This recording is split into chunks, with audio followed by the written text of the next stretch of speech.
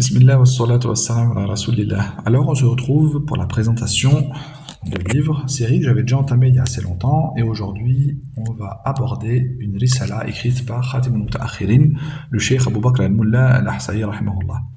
Alors comme son nom l'indique, le Cheikh al-Ahsa, c'est une région qui a une spécificité, une particularité qui est le fait qu'on y retrouve des savants des quatre madhahib, et même à l'heure actuelle.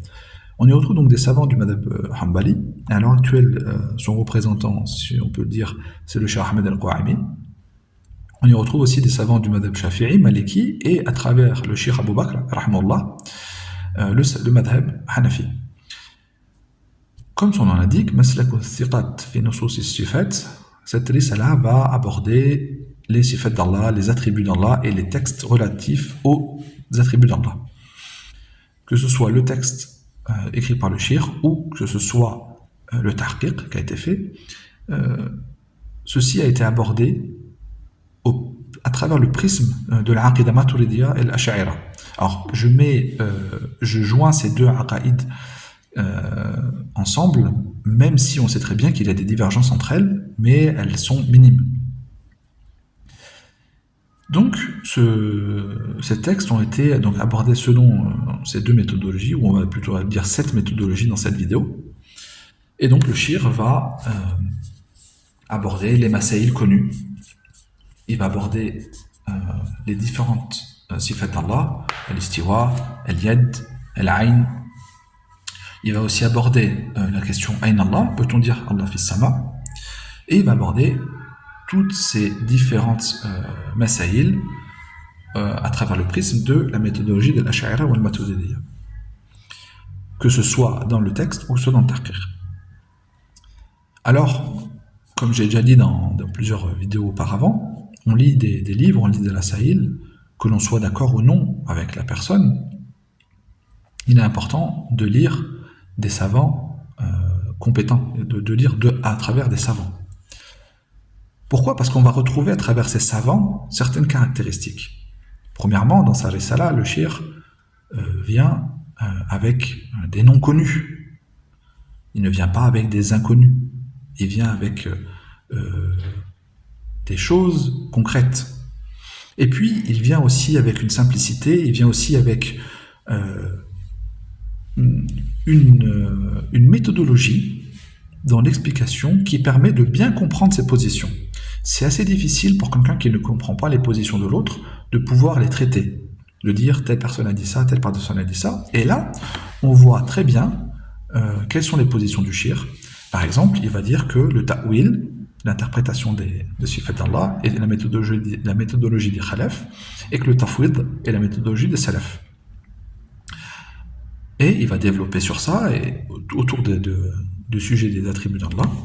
Et donc, à travers ce genre de rasaïl, on va comprendre quelle est la position de tel ou tel shir, et même la position de telle ou telle école, que ce soit le Maturidiyya ou autre. Alors que l'on soit d'accord ou non, telle n'est pas la question, mais on va pouvoir comprendre la méthodologie à laquelle on va répondre ou non, ou on adhère ou non. Et c'est là où on voit la différence entre ces gens d'une certaine époque, parce que le shir date d'il y a un peu plus de 100 ans, et les gens que l'on voit à l'heure actuelle, surtout dans le sphère francophone, de jeunes très fougueux, des fois sur Twitter, ou sur Internet, ou les réseaux sociaux en général, parler de choses qui les dépassent. Ça parle de sujets qui les dépassent totalement. Et puis, on voit aussi que ces gens-là qui ont des fois un petit peu le sang chaud, vont être un peu comme le vent. Ils vont tourner un petit peu à droite à gauche. Alors, aujourd'hui, ils sont d'une certaine mouvance. Hier, ils étaient d'une mouvance totalement opposée. Aujourd'hui, ils affirment des choses, ils débattent sur ces choses, et ils font des heures et des heures de vidéos sur ces choses. C'est la même chose qu'il y a 2-3 ans, ou même pas, des fois 1 an. Ils étaient en totale opposition, ils faisaient les mêmes nombres d'heures pour critiquer ça. Et on voit bien qu'il n'y a malheureusement pas de grands changements dans notre communauté. De changements. Quand je dis de grands changements, c'est de grands changements scientifiques. Il y a beaucoup de changements, oui, certes, On voit des gens qui évoluent, qui étaient une chose, qui sont devenus une autre chose, qui sont encore devenus une autre chose, et encore une autre chose, mais il n'y a aucune stabilité. Alors, que les personnes évoluent, ça c'est une chose, mais on voit très bien que dans la sphère francophone, cette évolution n'a rien de scientifique. Rien du tout. Puisque on observe toujours les mêmes comportements, le même manque de science, le même manque de méthodologie. Des gens qui maintenant affirment appartenir à une certaine mouvance ou à une certaine méthodologie n'apportent toujours rien de concret à part des on dit, je pense que, et il y a ça, toujours les mêmes trucs, toujours les mêmes masses abordés. Il n'y a rien vraiment de scientifique, contrairement à ce qu'on peut lire. Et puis, comme je l'avais présenté dans une vidéo précédente, j'avais présenté un livre écrit par un moufti indien, qui était du mouvement Deobandi. Comme dans cette liste-là, on va voir que les gens de science, que l'on soit d'accord avec eux ou pas, encore une fois, ont malgré tout toujours les mêmes méthodologies. Et donc je disais, on observe chez ces savants une même caractéristique. Alors Ibn Taymiyyah, rahimahullah, pour ne parler que de lui, a fait couler beaucoup d'encre, surtout, encore une fois, dans notre sphère un petit peu non scientifique francophone. Et il était adulé et idolâtré il y a quelque temps, et maintenant il est décrié comme pas possible. Ibn Taymiyyah, rahimahullah, Cheikh al-Islam Ibn Taymiyyah, rahimahullah, l'imam Ibn Taymiyyah, rahimahullah, est un grand savant. Comme on dit, lahu wa alayhi, il a des positions de grands savants, et il a des erreurs, comme tout à chacun. Et ces erreurs-là ne sont pas spécifiques au fait qu'il s'appelle Ibn Taymiyyah, rahimahullah, mais tout à chacun en est susceptible de faire des fautes. Mais on observe malgré tout une même chose chez par exemple Al-Aini, qui est un savant Hanafi, chez Abu Bakr al-Mullah, par exemple aussi, rahimahullah, et dans les livres que j'avais présentés auparavant, on voit que malgré leur position différente, il y a un profond respect pour Ibn Taymiyyah, rahimahullah.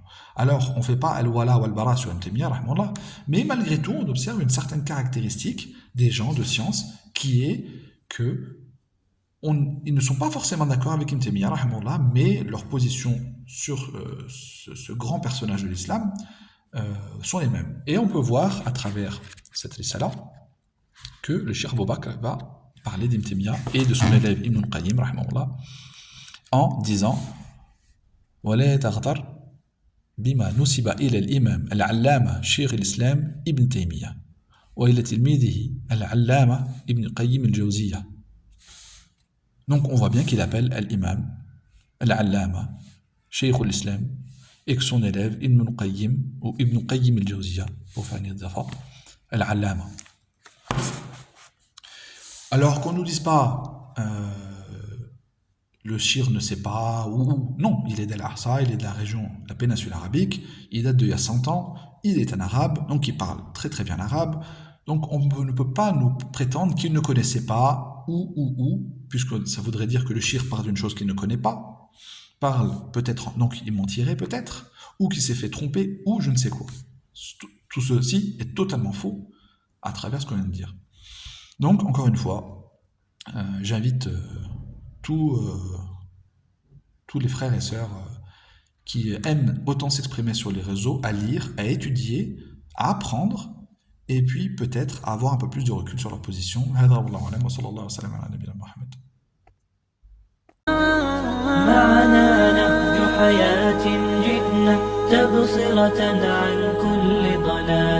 أعددنا بضع رسالات تحمل نورا للأجيال معنا نهج حياة جئنا تبصرة عن كل ضلال أعددنا بضع رسالات تحمل نورا للأجيال